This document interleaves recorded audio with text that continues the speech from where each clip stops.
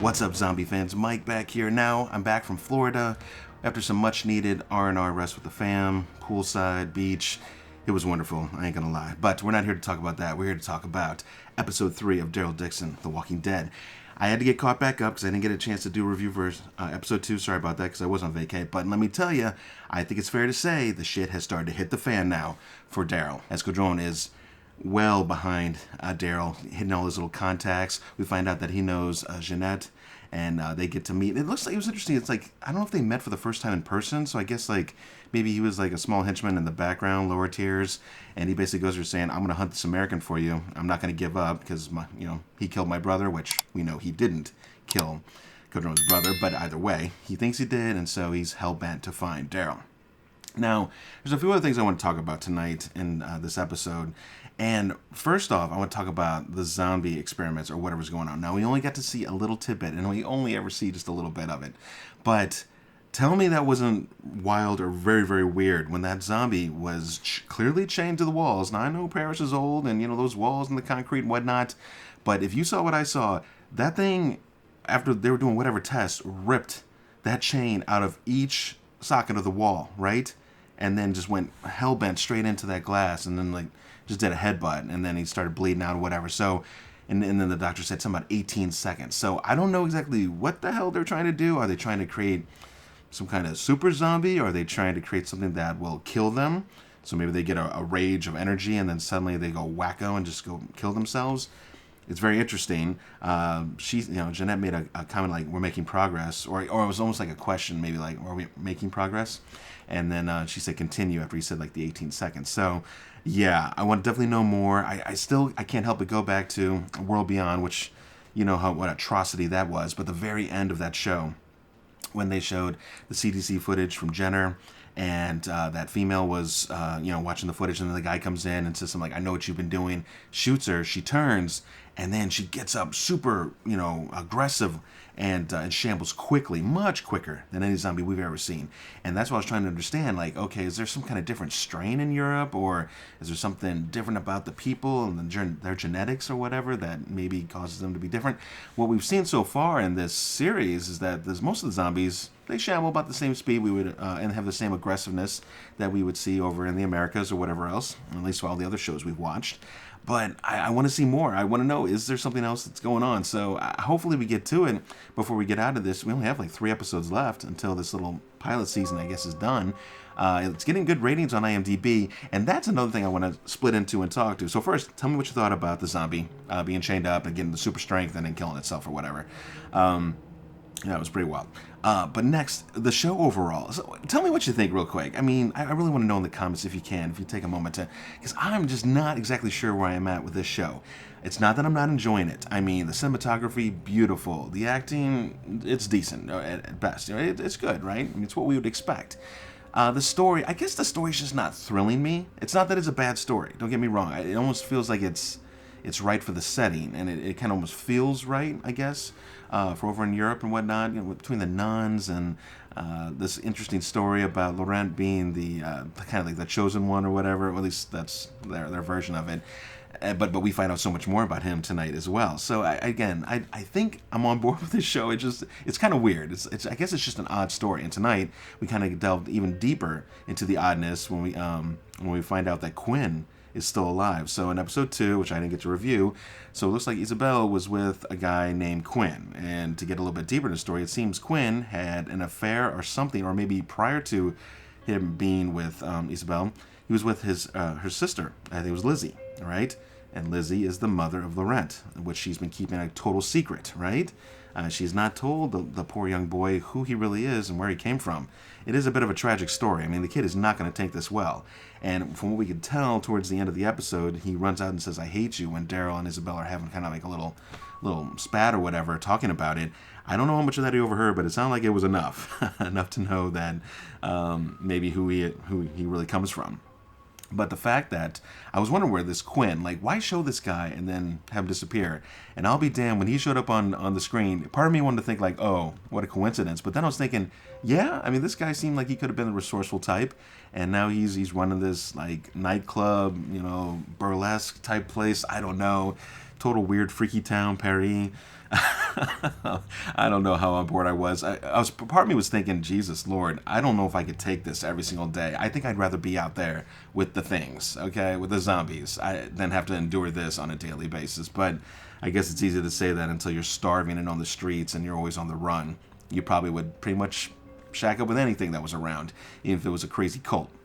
So, so we found out about Laurent, and then, again, from episode 2, Lizzie being his mother, she died, turned into a zombie. That was pretty rough, and the fact that he did not turn on the way out. So it's not like Dawn of the Dead 2004. Remember when the chick, I'm forgetting her name, damn it, I shouldn't forget that, but remember she dies, and then I guess the baby, maybe it died inside of her for that few moments, because maybe when she stopped breathing, the baby's oxygen cut off too, and then remember, the baby comes out and it's a zombie. So, but that's not what happened to Laurent. So I thought that was very interesting, and maybe that's why he's seen as kind of like this miracle child, because that he actually survived a birth. I mean, how many children could have been birthed by a mother who had died and turned, all in that same moment in that area? Can't be many, right? When they first went down, some 12, 13 years prior to where we're at in this story. So, yeah, there's a lot of things going on with Codron finally catching up with Daryl, killing some of those good people that took in Laurent and Isabel and Daryl and so forth. And it was supposed to be, like, it's their little launch pad of this new society. And, Codron basically just starts racing after him. And Daryl had him. Man, he had him. It was a good fight. It was outside on that rooftop and whatever. And then, but I think that kind of pissed me off a little bit about that is when Codron's men started, like, firing down on Daryl, which Daryl was within feet of his enemy, his nemesis right there. And you're telling me it didn't hit Daryl or him? I was just like, come on, guys. I mean, like, set the shot up so that it makes a little bit more sense. I know, I'm nitpicking, I do it. But I mean, seriously, when you have these shows and they have the kind of budget and the storylines, do it right. And so, but that's a small nitpick for the episode. Overall, it's pretty solid. I mean, if I'm giving, scores and so ever, I think around an 8. I've been feeling about an 8.0 episode after episode. They're solid episodes. They're near grade just due to all the elements probably put together. I think the story is decent. I still want to know more about Jeanette and this group that she's leading and why she's so powerful. How did she even come to power? It's like there's so many questions, And I know they only have so much time to get to it, but we need to know more. We need to know more Walking Dead, so let's get on it. We can only follow Laurent around for so long. Laurent? Is it Laurent? I'm saying I'm pronouncing the T at the end. I know that's not right, but go with it. I'm not French. Sue me. I'm trying to think of what else was big during this episode.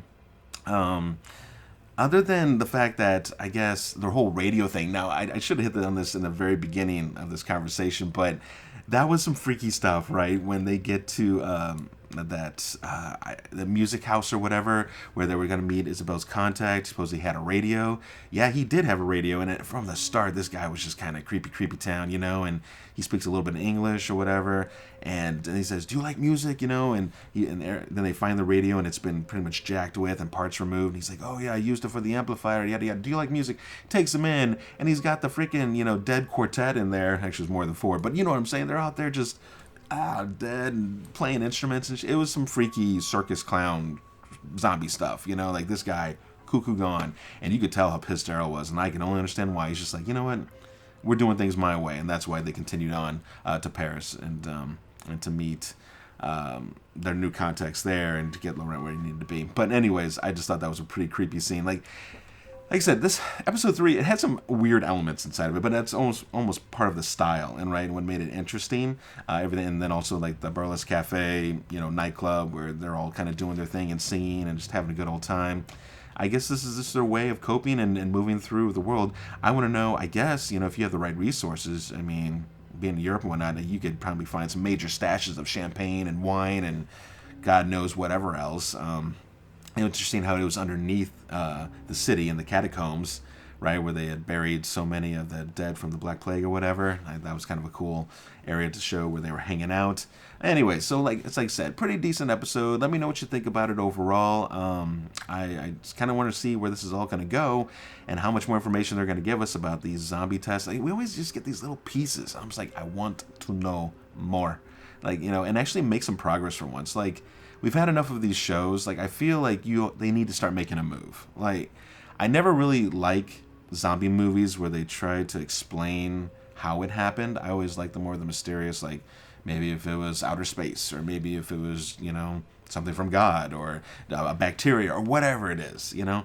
It's always nice just to kind of leave it to your imagination. But at this point, since they keep farting around with it, and we've seen different groups like doing tests on zombies yet, I almost feel like they just need to kind of make some progress for once and just say, oh, hey, check this stuff out. Look what we've done here. You know, we found a way to maybe try and kill them, or accidentally made them more aggressive. You know, maybe they unleashed a worse version of the zombie by doing something to them that they didn't mean to. They could go a lot of different ways, but do something.